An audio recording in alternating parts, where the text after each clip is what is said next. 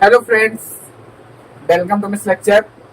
आज हम लोग यूपी बोर्ड क्लास 8 का अध्याय 2 वर्ग तथा वर्गमूल पढ़ेंगे। ठीक है, क्या पढ़ेंगे? वर्ग तथा वर्गमूल। ठीक है, इसमें जो है आपको वर्गमूल समझना है। इसके पहले हम लोग जो है चैप्टर 1 फिनिश कर चुके हैं।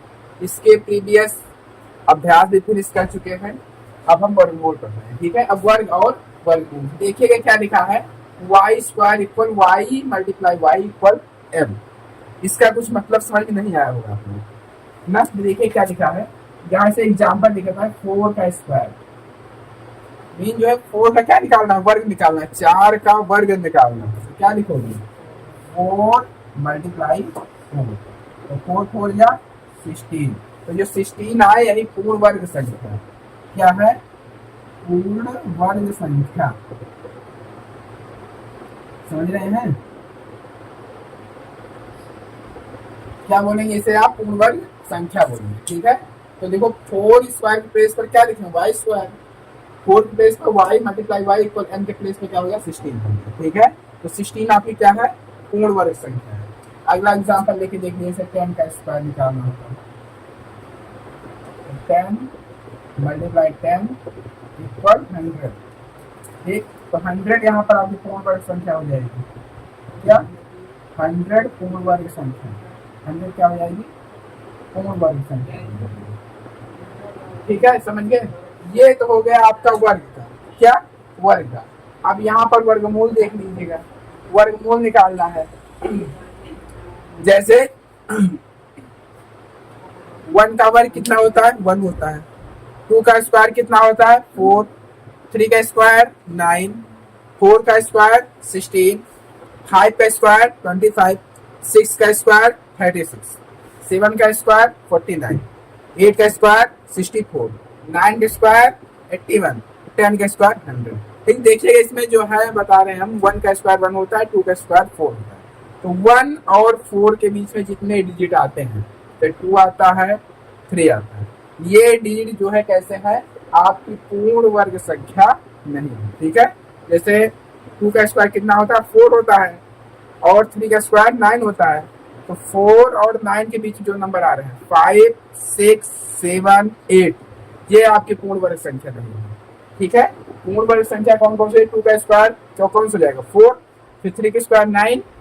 फिर 4 का स्क्वायर 16। ये सब पूर्ण वर्ग संख्या है, और इनके बीच में जो नंबर आ रहे हैं ये पूर्ण वर्ग संख्या नहीं है। ठीक, अब वर्गमूल देखिएगा। जैसे आपको वर्गमूल निकालना है 25 का। इसका 25 का 25 वर्गमूल निकालना, क्या लिखेंगे? 5 मल्टीप्लाई 5। अब यहाँ पर 2 का जोड़ा बना लेंगे, एक बाहर कर देंगे 5। ठीक है, अगर पूर्ण वर्ग संख्या की बात करेंगे तो ये है पूर्ण वर्ग संख्या। ठीक है, पूर्ण वर्ग संख्या कितनी? 25 है। ठीक है, वाई प्लेस पर कितना हो जाएगा? 5 हो जाएगा। ठीक है, वर्गमूल निकालना, कैसे वर्गमूल निकालते हैं, कैसे वर्ग निकालते हैं, ये आप लोग समझ गए। ठीक है, I hope you are understand and focus.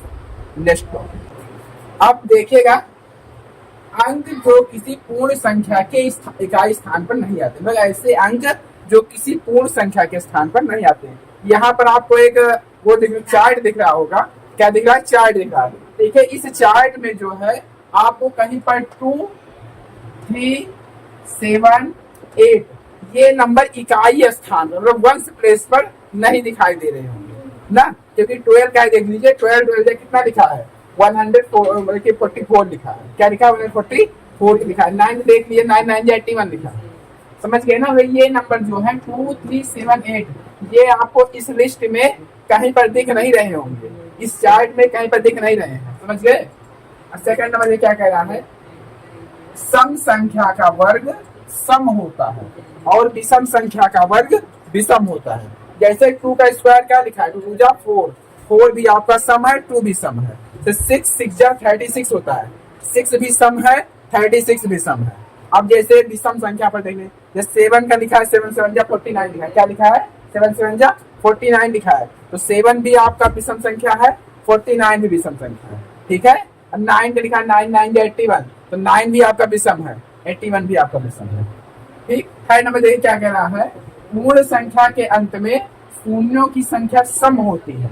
क्या होती है? सम होती है। जैसे सम कर रहे हैं, जैसे 10 का सम निकालना है आपको, जैसे 10 का पूर्ण निकालना, वर्ग की संख्या निकालनी, ठीक है।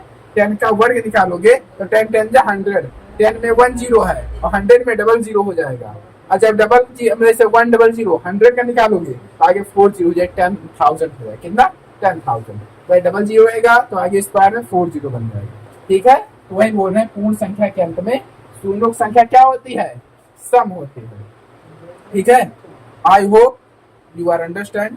ये आपको इंट्रोडक्शन समझ में आ गया होगा। अब हम एक्सरसाइज मिलते हैं, तब तक के लिए बाय।